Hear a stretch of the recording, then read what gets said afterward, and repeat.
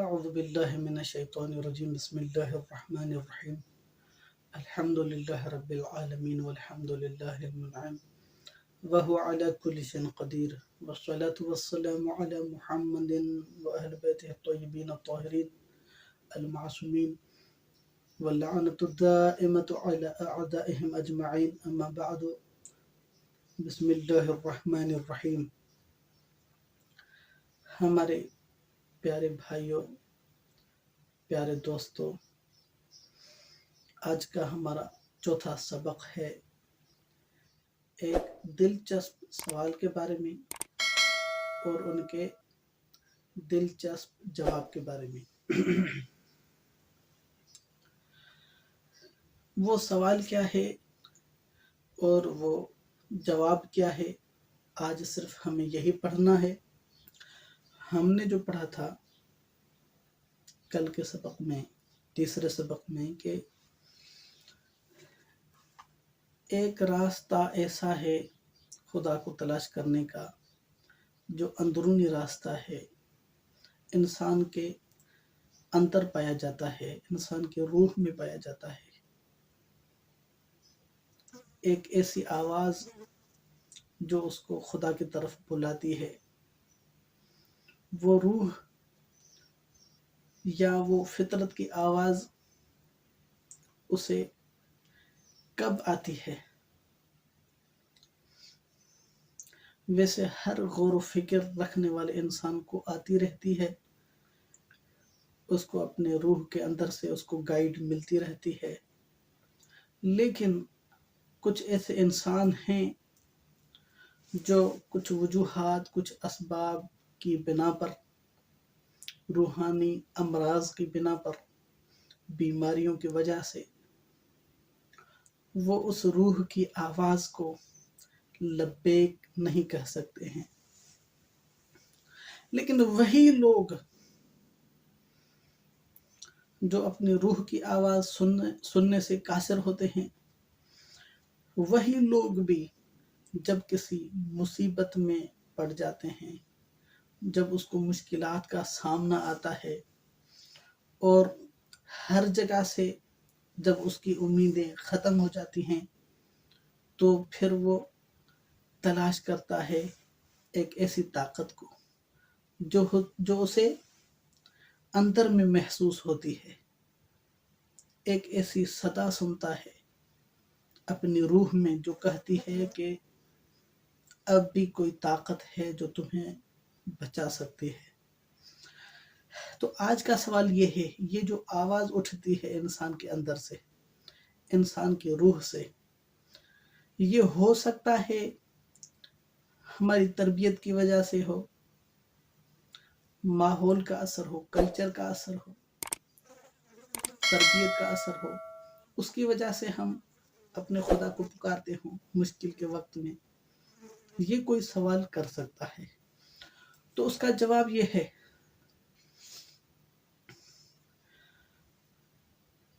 Culture کی آواز، تربیت کی آواز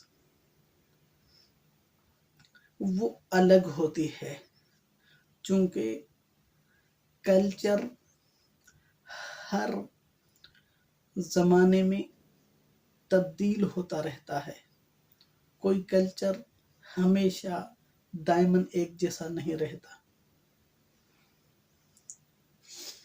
جبکہ فطرت کی جو آواز ہوتی ہے اور روحانی جو آواز ہوتی ہے وہ ہر زمانے میں رہتی ہے اور ہر جگہ رہتی ہے، چاہے مسلم ہو چاہے نان مسلم ہو، وہ سب کو آتی ہے۔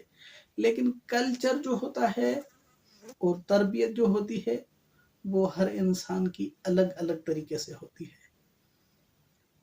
تو زیادہ ہم منظم طریقے سے مصنف کی کتاب میں پڑھتے ہیں، اللہ ہمیں زیادہ سے زیادہ استفادہ حاصل کرنے کی توفیق دے۔ چوتھا سبق، ایک سوال اور اس کا دلچسپ جواب۔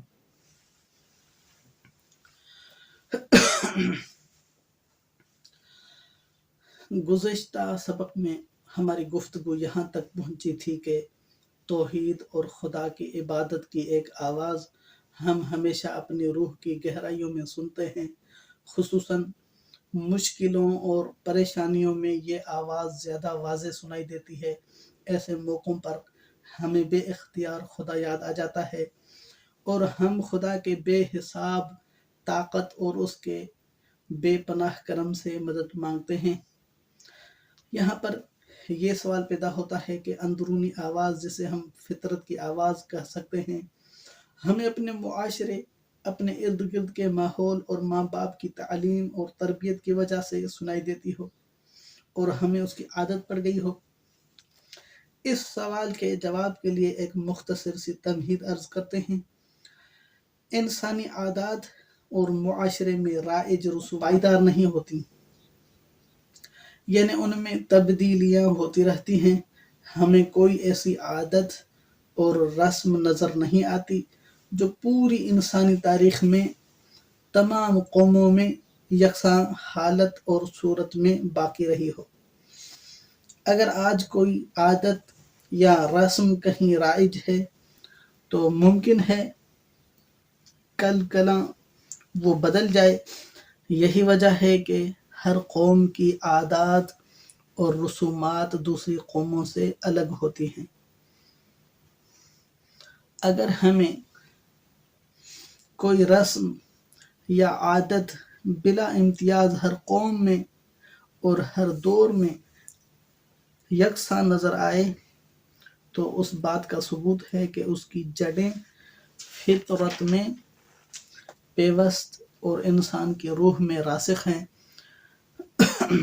مثلاً ماں کی ممتا کی نصیحت عادت اور رسم کی وجہ سے نہیں، کیونکہ کسی بھی قوم میں، کسی بھی زمانے میں یہ نہیں دیکھا گیا کہ کوئی ماں اپنی اولاد سے محبت نہ کرتی ہو۔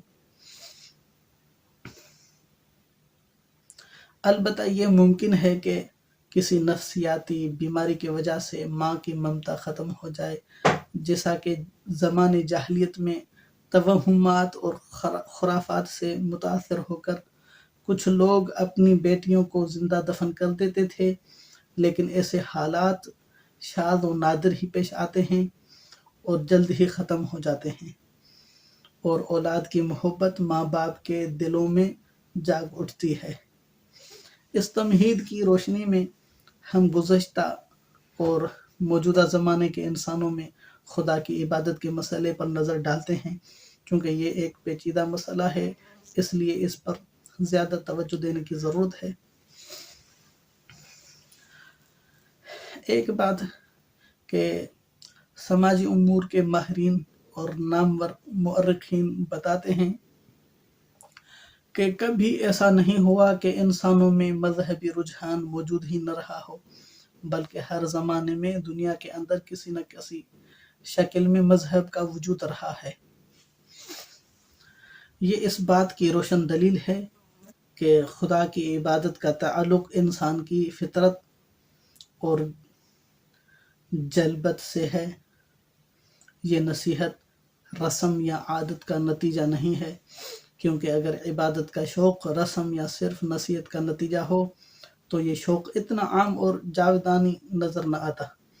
ہمارے پاس ایسے قرائن بھی موجود ہیں جن سے پتہ چلتا ہے کہ دنیا میں ما قبل تاریخ جو قومیں آباد تھیں وہ بھی کسی نہ کسی شکل میں مذہب کی پیروکار تھیں۔ ما قبل تاریخ اس زمانے کو کہتے ہیں جب رسم الخط ایجاد نہیں ہوا تھا، جس کی وجہ سے انسان اپنی یاد داشتوں کو تحریری شکل میں محفوظ نہیں کر سکتا تھا۔ البتہ اس بات میں کوئی شک نہیں کہ اس زمانے کے لوگوں نے خدا کو ایک مافوق الفطرت ہستی کے طور پر نہیں پہچانا تھا، اس لیے انہوں نے موجودات اور مخلوقات میں خدا کو تلاش کیا اور مخلوقات میں سے ہی عبادت کے لیے کچھ بت تراش لیے۔ پھر اپنے ذہنی ارتقاء کے ساتھ ساتھ انسان کے حق کو پہچاننا شروع کیا اور اپنے تراشیدہ بتوں کو چھوڑ کر خدا کی قدرت اور طاقت کا شعور حاصل کیا۔ اور ایک دوسری بات، ماہرین نفسیات کہتے ہیں کہ انسان کی روح میں 4 قسم کی حس ہوتی ہیں۔ اول سمجھنے کی حس، یہ حس انسان کو علم حاصل کرنے پر آمادہ کرتی ہے اور اس کی روح میں علم کی پیاس پیدا کرتی ہے، خواہ اس علم میں کوئی مادی فائدہ ہو یا نہ ہو۔ حس دوم، نیکی کی حس، یہ حس انسان میں اخلاق اور انسان دوستی کا سرچشمہ ہے جو اسے اچھے کاموں کی ترغیب دیتی ہے۔ اور حس سوم، ذوق لطیف کی حس، یہ حس انسان کے اندر شعر و ادب اور فنون لطیفہ کی تخلیق کو جلا بخشتی ہے۔